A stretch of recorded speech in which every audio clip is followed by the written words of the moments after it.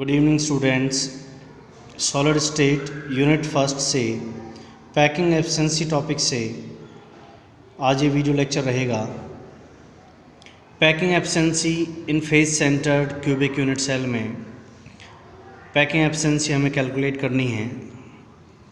हम जानते हैं फेज सेंटर्ड यूनिट सेल में कॉर्नर्स पे तो एटम रहते ही हैं, साथ साथ फेस पे भी एटम रहेगा, पार्टिकल रहेगा। तब यहाँ पे एक डायगोनल डाला जा सकता है, एक ट्रायंगल ए बी सी बनेगा। इस स्फीयर का रेडियस r, इसका r, और ये सेंटर वाले एटम का कंप्लीट डायमीटर काउंट होगा, दैट इज़ 2r। स्टूडेंट्स, ये एक एज लेंथ है, ये एक एज लेंथ है, ये भी एज लेंथ है और ये भी एज लेंथ है, क्योंकि ये सभी एजेस हैं, सभी एजेस हैं, इन सभी को ए बोला जा सकता है। पैकिंग एफिशिएंसी का फॉर्मूला होता है, हम जानते हैं। फॉर्मूला बताने से पहले आपको रिमाइंड करा देता हूँ।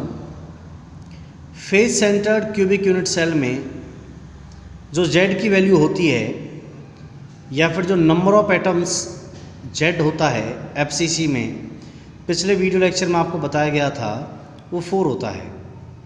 तो पैकिंग एफिशिएंसी का जो फॉर्मूला होगा वो थोड़ा वेरी करेगा और आपके सामने किस तरीके से लिखा जाएगा देखिए। Volume of 4 spheres in unit cell. इस बार स्पेयर्स 4 रहेंगे, बिकॉज फेज सेंटर्ड में जो नंबर ऑफ एटम्स होते हैं वो 4 हैं। और नीचे total volume of unit cell multiplied by 100। तो पैकिंग एफिशिएंसी के इस फॉर्मूले के बेसिस पे हम इजीली कैलकुलेट कर सकते हैं पैकिंग एफिशिएंसी इन FCC। तो हम टोटल वॉल्यूम को देखेंगे, हम 4 स्पेयर्स की वॉल्यूम को देखेंगे और उनको पुट करेंगे। इस तरीके से पैकिंग एफिशिएंसी निकाल सकते हैं। तो देखिए, edge length of unit cell a होगा, जैसा अभी मैंने आपको बताया। एज लेंथ जो होगा वो ए होगा, ये सभी क्या हैं, एजेस हैं। रेडियस किसी भी स्पेयर का r होगा, देख सकते हैं स्पेयर का जो रेडियस है वो r होगा। हम जानते हैं कि जो नंबर ऑफ एटम्स होते हैं FCC में वो 4 हैं। So it is evident from figure. तो फिगर से आप देख लीजिए, A से C, देखिए AC जो होगा, AC जो डायगोनल है, that is equals to 4r। वो 4r के बराबर होगा, 4r के बराबर होगा। हम जानते हैं r, 2r and r, it becomes 4r। In triangle ABC के अंदर ऑन पुटिंग PGT लगाने पर AC square equals to AB square plus BC square. जो AB है, A से B, ये जो एज लेंथ है ये A है, तो A स्क्वायर, और जो B से C है वो भी एज लेंथ है, वो भी A है, सो वो भी क्या होगा, A square. So it becomes 2A square, right. और अगर हम स्क्वायर टर्म को इस तरफ लेके आएँ AC स्क्वायर में, देखिए AC स्क्वायर इक्वल्स टू क्या है, 2A स्क्वायर है। और अगर हम इसको ओनली AC लिखना चाहें, सो इट बिकम्स √2A, वो हम लिख सकते हैं। आगे देखिए,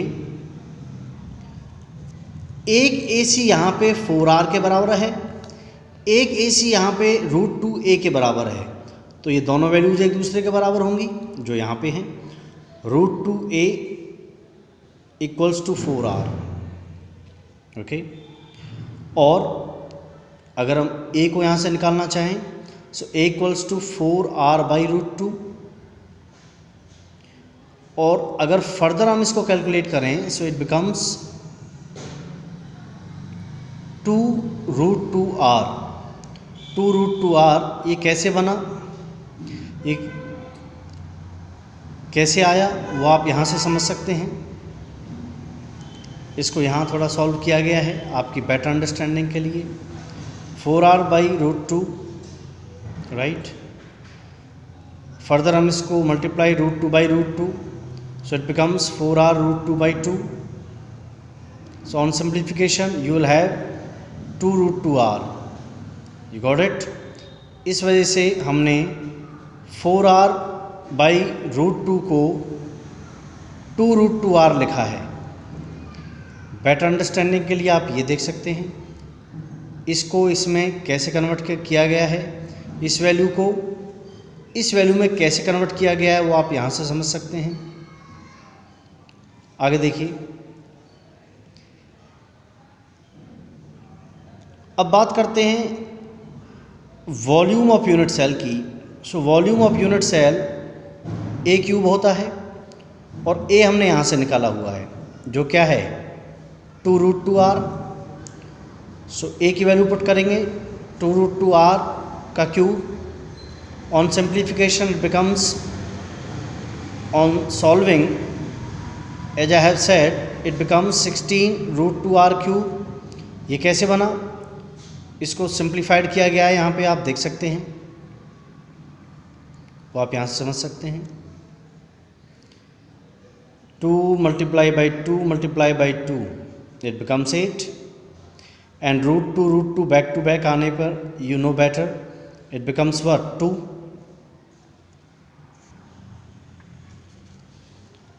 so 2 2 जा 4, 4 2 जा 8 जो हमने यहाँ लिखा। root 2 multiply by root 2 it becomes 2।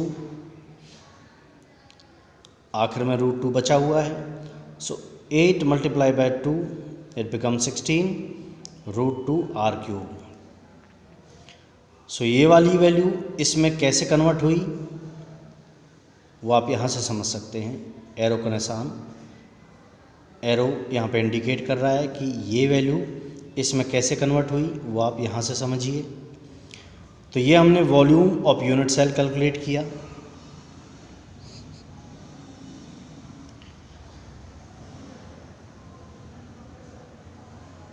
आगे देखिए, टोटल वॉल्यूम ऑफ 4 स्पेयर्स। हम जानते हैं एक स्पेयर का वॉल्यूम 4/3 पाई आर क्यूब होता है, 4/3 पाई आर क्यूब होता है और 4 स्पेयर हैं तो multiply by 4 it becomes 16/3 pi r cube.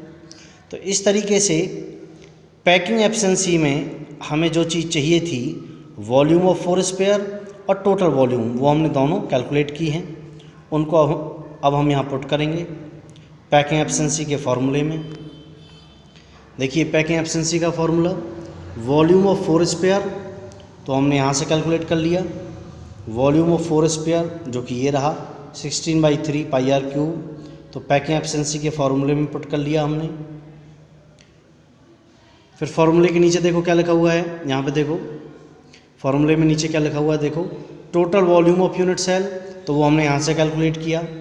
Total volume of unit cell that is 16 root 2 r cube।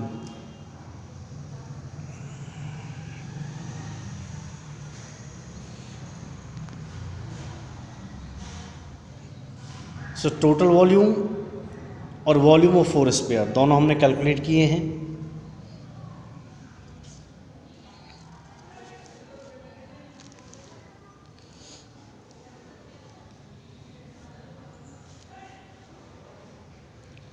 So students, ऊपर हमें 4 स्पेयर्स का वॉल्यूम राइट करना है जो कि ये रहा।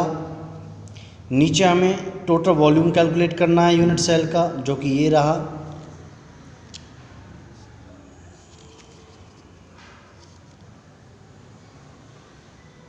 स्टूडेंट्स, इन ब्रीफ फिर से देखिए, हमें ऊपर 4 स्पेयर्स का वॉल्यूम राइट करना है जो ये रहा 16/3 पाई आर क्यूब हमने लिख दिया। नीचे हमें यूनिट सेल का टोटल वॉल्यूम राइट करना है यूनिट सेल का, तो वॉल्यूम ऑफ यूनिट सेल वो ये है जो कि कितना है 16 root 2 r क्यूब जो कि हमने यहाँ पे लिख दिया है।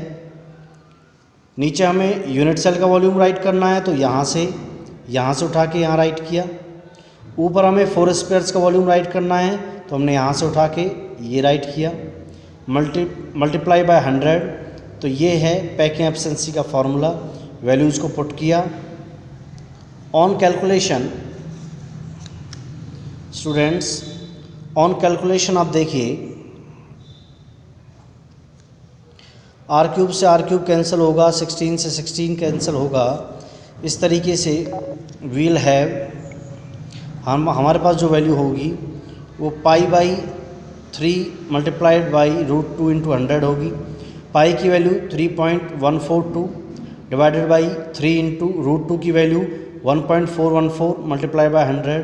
सो ऑन सिंप्लीफिकेशन इट बिकम्स 74%। सो पैकिंग एफिशिएंसी जो है face centred cubic unit cell में पैकिंग एफिशिएंसी 74% है। इस तरीके से स्टूडेंट्स हमने ये वाला टॉपिक अपना कंप्लीट किया। Packing efficiency body centred cubic unit cell में इसका एक और हिस्सा रहता है, वो हम अपनी नेक्स्ट वीडियो लेक्चर में कंप्लीट करेंगे। आप वीडियो को पॉज करके वीडियो को बार बार देखें। वीडियो और इस पेज का कंप्लीट आप स्क्रीनशॉट लेके इसको बार बार राइट करें।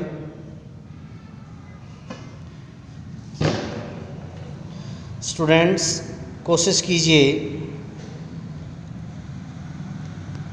आप जितना मैक्सिमम राइट कर सकते हैं उतना आप राइट कीजिए फॉर बेटर अंडरस्टैंडिंग, अच्छे से समझने के लिए। इससे रिलेटेड प्रॉब्लम्स आपको आगे दी जाएंगी। थैंक्स।